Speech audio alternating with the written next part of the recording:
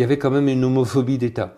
Les PD, on les aime dans les placards, morts, c'est parfait quand ils sont morts, mais surtout qu'ils sortent pas des placards et qu'ils n'aillent pas draguer dans l'espace public.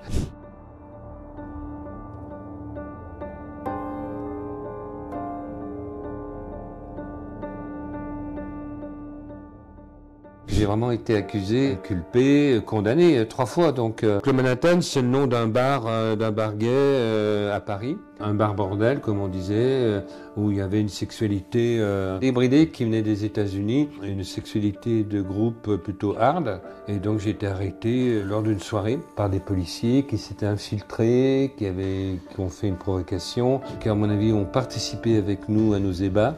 Et d'un seul coup, la lumière s'est éclairée, police.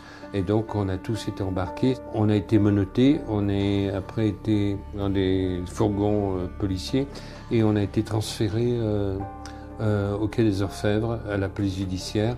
On a été interrogés les uns après les autres toute la nuit. Et donc, j'ai quitté le quai des Orfèvres au petit matin.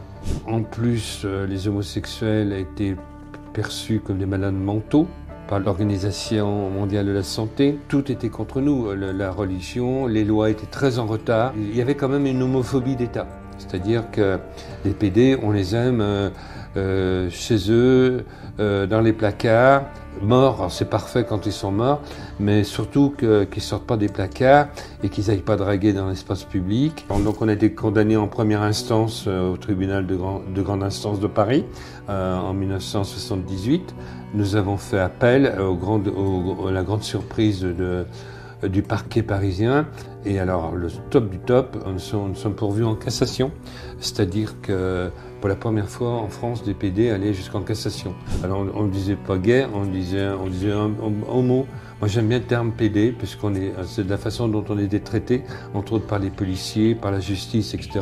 C'était dramatique, c'était l'exclusion, le rejet, donc d'où de certaines personnes qui étaient arrêtées, qui vont aller jusqu'au suicide, parce qu'elles sont tellement désemparées. Donc vraiment, c'est une période détestable. C'est un travail de mémoire. Je me revendique comme activiste gay. Et donc quand vous êtes activiste, vous vous battez tout le temps jusqu'à la fin de vos jours.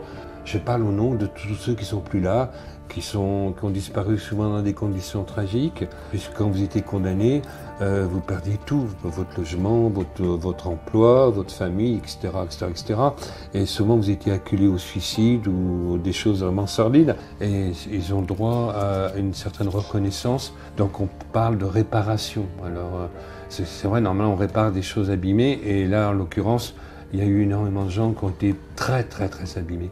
Il suffit d'assumer notre histoire. Je suis désolé, entre 42 et 82, il y a eu des dizaines de milliers de personnes qui ont été arrêtées pour homosexualité dans des conditions souvent dramatiques.